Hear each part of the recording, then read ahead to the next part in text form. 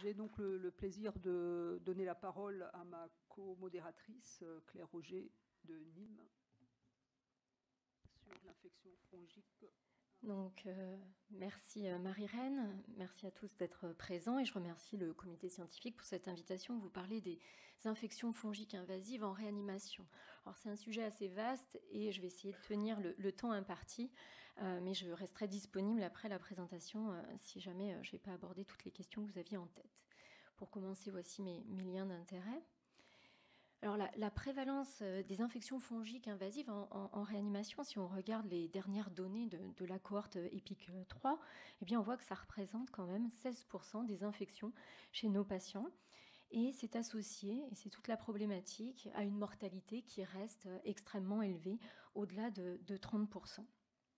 Ces infections fongiques invasives, elles ont des caractéristiques communes qui peuvent un petit peu aussi expliquer ce pronostic sombre. Et bien déjà qu'on a des difficultés diagnostiques importantes qui sont liées au fait que les pousses sont plus lentes que pour les bactéries, donc souvent un diagnostic qui est retardé, que c'est très compliqué de faire la distinction entre une infection, un champignon et une colonisation, et puis qu'à l'heure actuelle, même s'il y a des outils, on va les aborder là, qui se développent, on n'a pas encore d'outils diagnostiques suffisamment spécifiques pour nous affirmer l'infection chez un grand nombre de nos malades. Et puis enfin, il y a un élément qui est extrêmement important aussi, c'est celui de l'implication du système immunitaire et de l'hôte qui va favoriser certains types d'infections fongiques par rapport à d'autres. Je ne pourrais pas balayer l'ensemble de ces situations et je vous recommande cette très belle revue de littérature publiée dans ICM qui se focalise surtout sur les patients qui sont immunodéprimés. Donc nous, on va surtout se focaliser sur les patients de réanimation immunocompétents. Alors quand on regarde un petit peu, quand on parle d'infections fongiques invasives, la distribution de ces différentes infections, bien on voit que les fongémies, elles restent, les candidémies restent l'infection fongique la plus fréquente, suivie derrière de la pneumocystose et de l'aspergillose invasive, avec quand même un pronostic et une mortalité qui est très différente selon le type d'infection fongique, avec notamment les infections à mucor, qui restent associées à une mortalité extrêmement élevée. Mais on regarde et on voit ici quand même que les candidémies, tant en termes de fréquence que de pronostic, restent une grande problématique. Alors on va se focaliser principalement sur les candidoses invasives. Et quand on parle de candidose invasive, on a beaucoup en tête, bien sûr, le mécanisme de la candidémie. Ici, on a également un réservoir digestif intestinal qui est important, qui va pouvoir être la source d'infections intra-abdominales candidosiques, mais aussi le lit de la candidémie. Et vous le savez, les candidats, ils ont aussi cette particularité de développer du biofilm, de s'attacher aux surfaces et puis d'aller se localiser un petit peu partout dans l'organisme et donc de créer des localisations secondaires que l'on va rechercher, mais on y reviendra plus tard. Alors quand on regarde les cohortes qui se focalisent sur les patients de réanimation, il y a ce travail du professeur Bassetti, Kanda ICU, qui était réalisé sur 23 réanimations, 9 pays européens, et on voit que l'incidence de ces infections, elle est de 7 pour 1000 admissions. Donc finalement, les dépister, c'est pas si évident que ça. Et la mortalité dans cette série est encore plus élevée que celle rapportée dans EPIC 3 de l'ordre de 42%. C'est majoritairement, nos malades vont s'infecter avec des candidémies et un peu d'infection abdominale. Si on regarde le type de candidat, eh bien, ça reste dans un cas sur deux du candida albicans. Et finalement, c'est une épidémiologie qui n'évolue pas beaucoup au cours du temps. Candida albicans reste majoritaire principalement, et puis vient ensuite glabrata, qui va poser des problèmes de résistance aux azolés et parapsilosis. Mais cette distribution, cette épidémiologie, elle varie un petit peu selon où on est sur le globe. Et en Europe, vous voyez que Candida albicans reste vraiment majoritaire. Par contre, en Amérique du Nord, on voit un signal avec une augmentation des cas de Candida glabrata et de parapsilosis, qui peut aussi expliquer des différences dans les recommandations en traitement probabiliste. Alors, je vous l'ai dit, dans les infections fongiques invasives, contrairement aux bactéries, il y a toujours un souci de définition de l'infection. Et on parle d'infections prouvées et d'infections probables, qui fait que les incidences, elles peuvent varier. Et donc l'infection prouvée, eh bien finalement, c'est rarement notre situation. C'est de l'histologie ou de la cytologie positive dans un site stérile, ou des cultures positives dans un site de prélèvement qui sera obtenu stérilement. Et puis majoritairement, ça va reposer sur des hémocultures positives à candida. Les infections dites probables, elles vont associer un certain nombre de faisceaux d'arguments et de critères, des critères cliniques, comme des lésions oculaires au fond d'œil, mais c'est relativement rare, des lésions hépatospléniques sur le scanner, il faudra penser à la candidose hépatosplénique, mais c'est surtout, dans la majorité des cas pour nous, c'est un patient qui va avoir des signes infectieux et on n'a pas d'étiologie bactérienne évidente associée, et un patient qui évolue souvent pas très bien sous antibiothérapie. À ces critères cliniques, on va y associer des critères mycologiques. Et ces critères mycologiques, ils sont extrêmement importants dans le diagnostic de l'infection fongique. Et on va voir, il y a un certain nombre de biomarqueurs qui ont été développés. Et dans ces recommandations de l'EORTC, qui était le groupe patient de réanimation, ce qui est préconisé, c'est l'utilisation du bêta-D-glucane comme biomarqueur. Alors, si on regarde un petit peu sur le côté de la microbiologie, les outils qu'on a pour faire le diagnostic, pour les hémocultures, on le sait déjà depuis quelques temps, en fait, on a un délai de positivité qui va être très dépendant de l'espèce de candida et qui peut être extrêmement retardé. Vous voyez ici que notamment pour Candida glabrata, les hémocultures, elles peuvent pousser jusqu'à 3 jours après le prélèvement, ce qui laisse une fenêtre un petit peu trop longue sans traitement approprié. Donc il y a eu un développement de milieux de culture pour accélérer, essayer de gagner le délai de positivité, de le raccourcir au maximum. Et donc il y a des milieux de culture spécifiques qui permettent de réduire quand même ces durées de positivité. Mais vous voyez, pour Candida glabrata, ça reste quand même extrêmement long. Donc c'est pour ça qu'il est préconisé et recommandé, quand vous suspectez une candidémie, d'associer des hémocultures aérobie anaérobie avec des flacons d'hémoculture de type mycosis qui, vous le voyez, vont être très efficaces pour détecter les candidats glabrata et donc accélérer, réduire de moitié cette détection. Donc quand vous suspectez, il faut toujours associer flacons aérobie, anaérobie et mycosis. Alors, il y a d'autres techniques. On sait que dans le milieu de la microbiologie, il y a beaucoup de nouvelles technologies et d'outils de diagnostic rapide qui se sont développés. Et notamment la technique de Malditov qui a permis un gain d'identification de l'ordre de 23 heures et puis un rendu d'antifongigramme beaucoup plus rapide. Mais ça n'est pas forcément à disposition dans tous les laboratoires.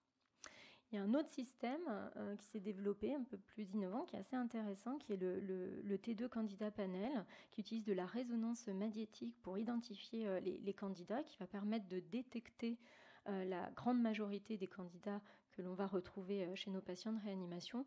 Et on voit que ça permet de récupérer certains patients pour lesquels la candidémie n'était pas détectée avec des techniques standards. Et on passait ici, chez cette cohorte de patients majoritairement sous antifongiques et des patients neutropéniques, eh bien on voit qu'on récupérait une positivité dans 45% des malades qui avaient été testés. Mais bien sûr, quand on parle d'outils, de biomarqueurs, ce qui est extrêmement important quand on parle de leur performance prédictive, c'est de connaître la prévalence et donc la probabilité pré-test, la prévalence de la maladie. Et on voit que les sensibilités, les spécificités, puisqu'il nous intéresse un peu plus pour nos patients, la valeur prédictive pour le malade du test, on voit qu'elles ont des très bonnes valeurs prédictives négatives, donc elles permettent bien d'éliminer l'infection, mais elles ont des spécificités, des valeurs prédictives positives qui vont nettement dépendre de la prévalence de la maladie. Et donc, si on met ces outils dans une population avec une faible prévalence, eh bien finalement, on va manquer de spécificité. Alors, il y a d'autres techniques qui se sont développées en parallèle, la biologie moléculaire et également dans le milieu de la mycologie, eh bien, les PCR sont apparus, mais pour l'instant, il n'y a pas encore de données extrêmement fortes. Donc, je ne vais pas m'attarder dessus, mais peut-être à l'avenir, la place de la PCR pour le diagnostic de l'infection fongique sera démontrée. Alors, vous avez d'autres biomarqueurs et je vais surtout vous parler du bêta-déglucane, qui est un composant de la paroi des champignons, de la majorité des champignons, donc ce n'est pas spécifique des candidats. Et on va regarder un petit peu son utilité. Alors, le bêta-déglucane, déjà, la première peut-être problématique à rappeler, c'est qu'il y a beaucoup de faux positifs du bêta-déglucane, et notamment chez les patients bactériémiques, chez les patients colonisés à Candida, on peut avoir des faux positifs. Et puis, il y a certaines membranes d'hémodialyse qui vont aussi entraîner des faux positifs, et puis la prescription d'albumine, d'immunoglobuline. Donc déjà, il faut garder en tête que le risque avec le bêta-déglucane, c'est de traiter des patients qui n'ont pas d'infection fongique avec ces faux positifs. Alors, quand on regarde la performance de ces biomarqueurs, là encore, pour le bêta-déglucane, on a des valeurs prédictives négatives qui sont intéressantes, donc qui vont permettre d'éliminer avec une certitude assez élevée les infections fongiques. Mais ça ne nous aide pas dans le diagnostic. Alors, il y a des équipes qui ont proposé, et c'est en partie sur ces résultats-là que les recommandations de l'ERTC préconisent de faire un suivi et une cinétique de bêta-déglucane. Et finalement, quand on regarde, donc avec un cutoff à 80, quand on regarde cette cinétique, le fait de répéter les prélèvements à l'admission du patient et au moment de l'infection, on voit que finalement le gain il est relativement faible pour notamment la détection, et donc les valeurs prédictives positives, elles ne restent pas suffisantes pour se baser là-dessus pour traiter nos malades. Alors on peut combiner les biomarqueurs et essayer d'associer un biomarqueur d'infection bactérienne avec le bêta-déglucane, ce qui a été fait dans ce travail sur une cohorte de 166 patients avec bactériémie ou candidémie. On associait la PCT et le bêta-déglucane au moment de l'infection, et on voit effectivement que l'association des deux permet d'avoir à la fois une bonne valeur prédictive positive et une bonne valeur prédictive négative. Donc c'est peut-être une approche qui peut être intéressante, mais c'est une étude rétrospective. Ça nécessite un petit peu plus de validation. L'autre association qui a été testée, c'est essayer d'associer des biomarqueurs qui vont avoir une bonne spécificité et une bonne sensibilité pour essayer d'obtenir finalement ce qu'on veut. C'est des biomarqueurs qui nous permettent d'éliminer l'infection et de ne pas surtraiter les malades, et en même temps d'affirmer ceux pour lesquels un traitement, notamment un traitement préemptif, pourrait être nécessaire.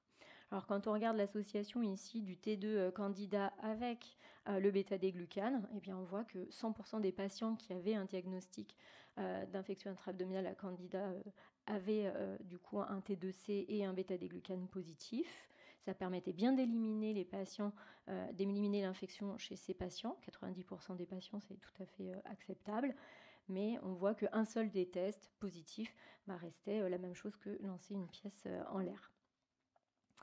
Il y a une autre approche qui a été proposée pour essayer de mieux screener les patients qui allaient faire une infection fongique, qui est intéressante, c'est celle de monitorer le système immunitaire. Je vous l'ai dit au début, l'hôte est extrêmement important, la réponse immunitaire est importante, et donc l'équipe de Montpellier a proposé de monitorer notamment le HLA-DR chez ces malades, et on voit que finalement on a une très bonne discrimination entre les patients qui vont faire une infection fongique invasive au cours de l'hospitalisation avec le HLA-DR et pas du tout avec le suivi de bêta-déglucane. L'association, alors ça reste une petite cohorte de malades. Il y avait uniquement dans cette étude 10 candidoses diagnostiquées, donc ça nécessite un petit peu plus de données. Mais ce qu'ils ont regardé également, c'est le fait d'associer les biomarqueurs. Est-ce que ça avait un intérêt de monitorer le système immunitaire et d'associer notamment le bêta-déglucane? Mais là, encore une fois, c'est un petit peu décevant. Donc, en termes de biomarqueurs, association de biomarqueurs, c'est probablement la meilleure approche. Et puis, c'est sélectionner les patients à risque. Et là, ça se complique un peu parce que finalement, quand on regarde chez nos patients de réanimation, eh bien, on a beaucoup de situations à risque de développer une candidose invasive. Et notamment, vous le voyez, les patients qui vont recevoir des corticoïdes, les patients sous dialyse, et puis tous les patients immunodéprimés et les patients de chirabdo. Il y a cette méta-analyse récente qui essayait justement d'identifier les facteurs de risque les plus importants chez les patients de réanimation. Et vous voyez déjà qu'il y avait 29 facteurs de risque qui étaient identifiés et évalués. Et quand on regarde ceux qui sont associés à notre ratio le plus élevé, finalement, c'est quand même une grande majorité de nos patients qui vont recevoir des antibiotiques, patients colonisés, patients avec cathés veineux centraux ou nutrition parentérale et patients ventilés. Donc là, encore une fois, ce n'est pas suffisamment spécifique pour nous aider. Alors, on a proposé des scores prédictifs pour mieux screener ces patients. Vous connaissez certainement le Candida Score. Quand on regarde les critères et les items de ces scores, on voit qu'il y a quand même des critères qui ressortent à chaque fois, celui de la nutrition parentérale. Ça, c'est un score de candidémie chez des patients en choc septique, et on voit que l'antibiothérapie, la nutrition parentérale, le fait d'avoir des cathés veineux centraux, donc on tourne toujours un peu autour des mêmes facteurs de risque. C'est peut-être sur cette population-là qu'il va falloir cibler les futures études. Il y a aussi des modèles pour les patients de chirurgie. Et vous voyez, on retrouve toujours ces mêmes critères, nutrition parentérale, antibiothérapie large. Et puis celui que vous connaissez probablement le mieux, c'est le score de Dupont pour les infections intra-abdominales, où on a ici les critères pondérés pour essayer de prédire les patients qui vont faire une infection fongique abdominale. Il y a des facteurs très spécifiques qui ont été aussi soulevés par l'étude EUCAND-ICU pour les infections intra-abdominales, et on voit que notamment la présence d'un ulcère gastro-duodénal, le lâchage d'anastomose, le fait d'avoir un drainage abdominal en place, ça aussi, chez cette population spécifique, c'est des critères assez importants. Mais encore une fois, quand on l'applique dans une population de patients à risque de développer une candidose, ces scores, vous voyez, ont quand même du coup des AUC qui restent relativement faibles. Et donc dans cette étude de Philippe Montravers, d'Amarcand 2, on voit que quand on applique ces scores, il y a seulement 57% des patients traités basés sur le score, donc basés sur un score de Dupont, qui vont véritablement faire une péritonite à levure. Donc quand on utilise ces scores, le risque qu'on prend, c'est de surtraiter nos malades. Donc il y a un algorithme décisionnel qui est proposé par un lésigme sur la conduite à tenir quand on suspecte une infection fongique et notamment une candidose invasive. C'est déjà de déterminer si on est à risque de candidose abdominale ou de candidémie. Et dans ce cas-là, dans le cas de la candidémie ici, c'est de se baser sur des scores de colonisation, le Candida Score ou les autres scores que je vous ai proposés, et puis d'y associer les biomarqueurs comme le bêta-D-glucane, et puis en fonction des résultats du score dans la population à risque de bêta-D-glucane augmenté, de décider d'initier un traitement ou d'attendre et de répéter les biomarqueurs. Si vraiment la prévalence elle est élevée, basée sur les facteurs de risque qu'on a évoqués avant, une autre attitude qui est de démarrer le traitement antifongique et puis d'arrêter secondairement sur la base des biomarqueurs. Alors pour ce qui est du traitement maintenant, est-ce qu'il y a une évolution de la résistance comme on l'observe au niveau des bactéries? Il y a plutôt une globale stabilité de la résistance parmi les espèces de candidats. Vous voyez ici la résistance aux échinocandines et notamment à la caspofongine, elle reste très faible. Et puis pour le fluconazole, on a ce qu'on connaît, la résistance de Candida glabrata avec une sensibilité diminuée au fluconazole, mais qui reste très stable ici au cours du temps, sur une vingtaine d'années, reste extrêmement stable. Alors, il y a des facteurs quand même, des points de vigilance à garder. Le fait de surutiliser les échinocandines peut faire le lit de la résistance et les réservoirs intra-abdominaux. Alors pour la question quand même du traitement initial, est-ce que démarrer avec du fluconazole ou démarrer avec des échinocandines chez les patients suspects de candidémie en réanimation, est-ce que ça impacte le pronostic? On a ce travail ici, qui est un travail rétrospectif sur pratiquement 300 patients immunocompétents, et on voit que le fait d'avoir un traitement initial par échinocandine était associé à une mortalité plus basse, ainsi que le contrôle de la source. Ça, je pense que c'est un élément important. Le contrôle de la source pour les infections fongiques, il va complètement conditionner le pronostic. Et vous voyez ici la mortalité associée aux infections à candida en fonction du contrôle de la source ou non. Et donc, c'est la première des prises en charge. Et ensuite, pour le traitement antifongique, plutôt une échinocandine en première intention. Alors, est-ce qu'il y a une place pour le traitement empirique, c'est-à-dire un patient qui n'a pas encore du coup fait d'infection fongique prouvée ou avérée, et notamment chez des patients qui ont un sepsis, qui ont de la défaillance d'organes et qui sont colonisés. Ça, c'est un travail qui a été réalisé il y a quelques années en arrière. On a testé un traitement empirique par micafangine chez ces patients-là, et que ce soit sur le nombre de jours sans infection fongique, il n'y avait pas de différence, et sur le pronostic non plus. Donc les données pour l'instant sur un traitement empirique sur des patients qu'on va estimer à risque et qui ont des critères de gravité, défaillance d'organes, eh bien, il n'y a pas d'intérêt à faire un traitement empirique. Alors peut-être que les biomarqueurs, ils vont pouvoir nous aider un petit peu à guider le traitement antifongique, parce que finalement, chez ces malades-là, c'est compliqué de ne pas les traiter, ou en tout cas d'arrêter le traitement. Et donc, il y a des équipes qui ont essayé de regarder si les biomarqueurs, ils n'avaient pas plutôt une place pour guider le traitement antifongique. Et dans cette étude-là, ils se basaient donc sur le bêta-D-glucane. Et on voit que finalement, le bêta-D-glucane, basé sur le bêta-D-glucane, on va traiter plus de malades. 48% recevaient des antifongiques par rapport au groupe contrôle, mais ça ne change absolument pas le pronostic de ces patients. Donc, ce n'est peut-être pas la bonne approche.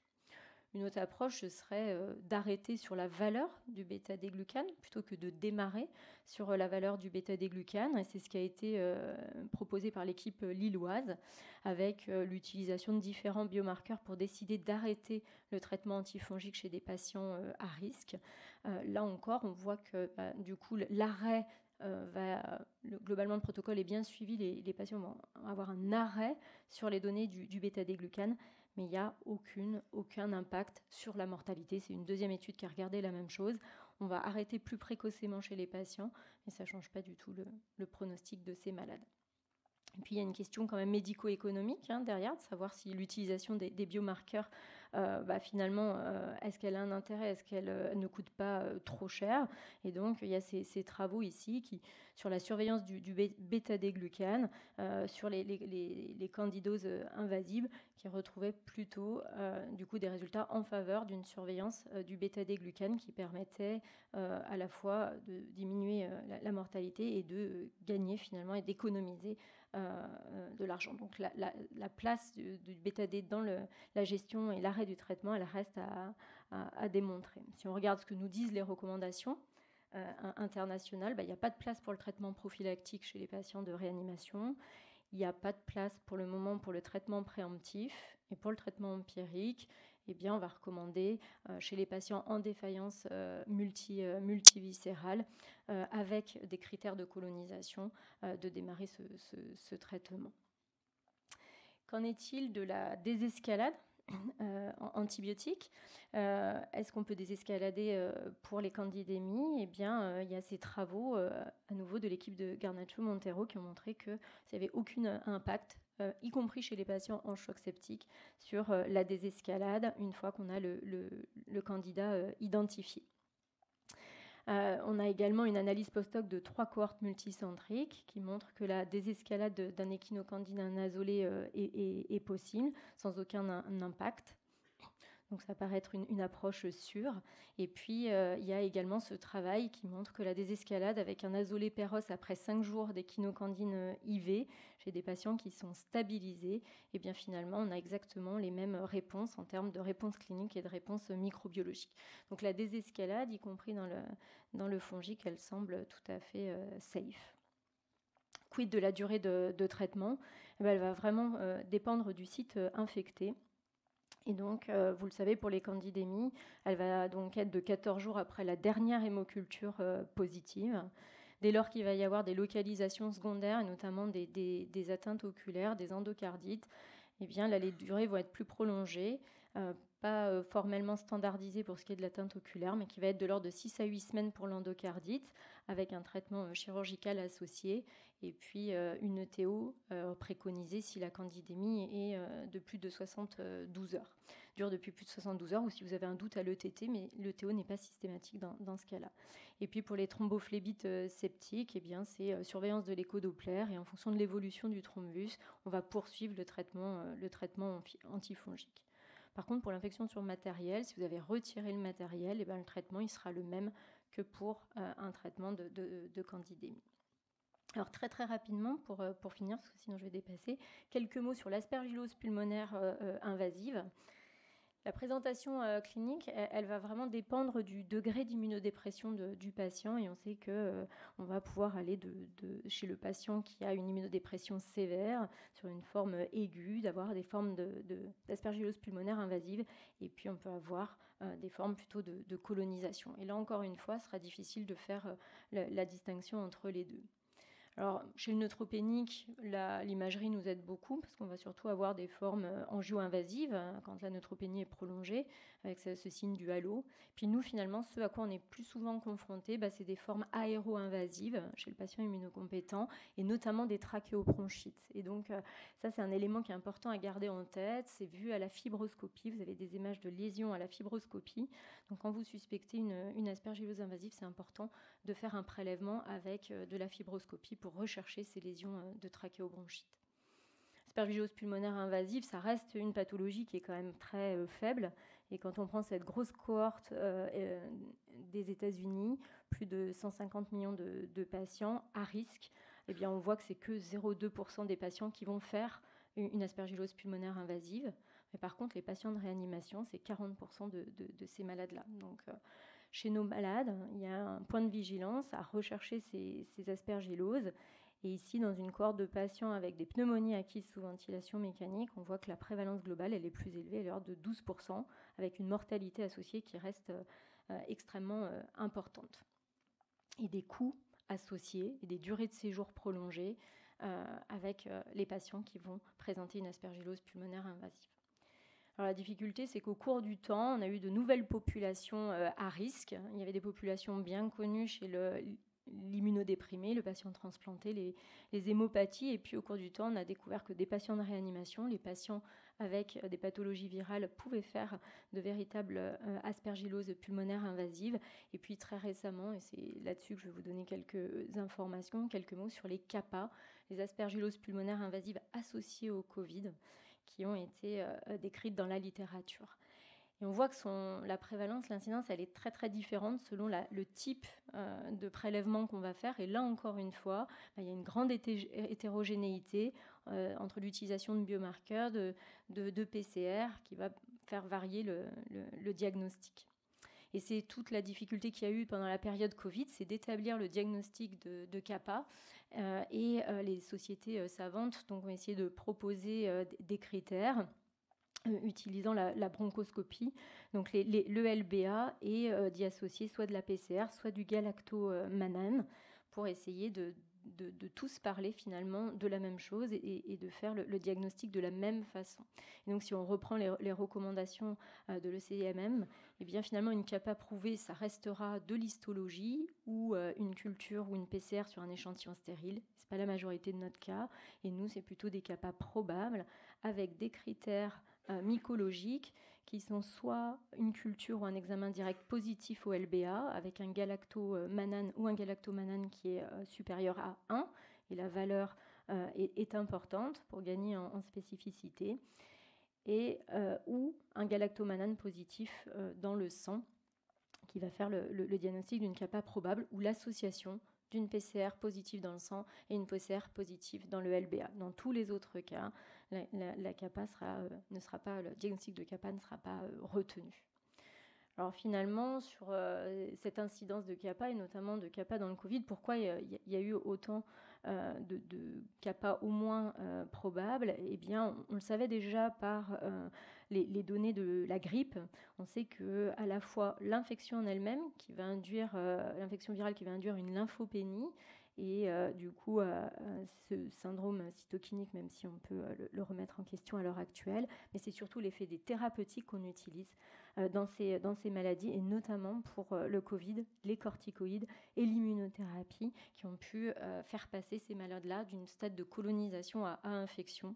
Et c'est vraiment ce qu'on retrouve dans la grosse cohorte française qui a été publiée cette année. Le fait que, les CAPA, c'est un pronostic pour les patients Covid qui est beaucoup plus sombre, et que les facteurs de risque principaux, c'est l'âge, mais c'est surtout les patients qui ont reçu de la dexaméthasone ou des anti-interleukine 6, et puis bien sûr les patients qui ont une durée de ventilation mécanique prolongée. Donc c'est surtout chez ces malades-là qu'il faut la rechercher. Est-ce qu'il y a une place pour un traitement préventif de l'aspergillose? On n'a pas de données sur le Covid, mais par contre, on a des données sur la grippe qui ont été publiées aussi tout récemment. Et on voit ici que le fait de faire une prophylaxie par posaconazole chez ces malades-là, finalement, n'a aucun impact sur le pronostic. Donc, pour l'instant, il n'y a pas de données dans le Covid, mais probablement on peut imaginer les mêmes résultats. Donc, pas de traitement préventif dans ce contexte. Donc pour conclure, les infections fongiques invasives, c'est des pathologies qui restent fréquentes, qui sont associées à un pronostic qui est très sombre. Il y a de nouvelles populations à risque, et on a besoin à la fois de biomarqueurs avec des VPN qui sont élevés pour éliminer l'infection et ne pas démarrer des traitements inutiles, mais on a aussi besoin d'associer ces biomarqueurs entre eux pour essayer de mieux cibler des patients qui pourraient bénéficier d'un traitement préemptif. Et pour l'instant, on n'a pas ces données pour le préconiser, mais à l'avenir, il y a certainement des patients pour lesquels un traitement préemptif pourrait permettre de modifier leur pronostic. Je vous remercie de votre attention.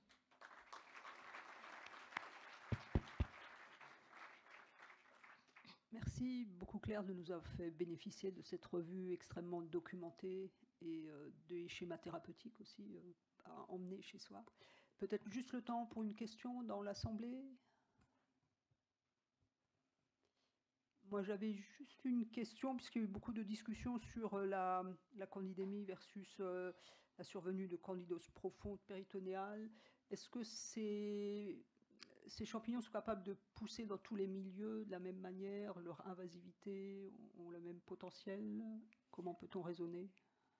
Non, alors probablement le fait d'identifier du candidat dans le sens assez certain, je crois qu'il n'y a aucune remise en question sur le fait d'identifier du candidat dans le sang, il faut traiter. La grosse difficulté, c'est de savoir puisqu'on sait que la mortalité associée, elle est extrêmement élevée, donc c'est de savoir ceux qui vont faire une candidémie et essayer d'intervenir avant. Et ça, c'est le traitement préemptif qui pourrait permettre de diminuer la survenue de candidémie. Quand on identifie un candidat dans le sang, il n'y a pas trop de questionnement. L'identification de candidats, et notamment au niveau abdominal, eh bien là, il y a un petit peu plus de discussion, notamment sur la pathogénicité du candidat et donc dans ces candidoses profondes. Et il y a notamment des travaux en cours et un PHRC qui est en cours pour essayer de répondre à cette question. Donc le raisonnement, il n'est pas le même, c'est certain. On sait que les patients peuvent avoir du candida un petit peu partout et que ça peut être de la colonisation. Le seul site sur lequel il n'y a pas d'ambiguïté, c'est le sang. Et puis sur toutes les infections, localisation secondaire, et notamment au niveau hépatosplénique, où là, il n'y a pas trop de questions à avoir. Très bien, merci beaucoup.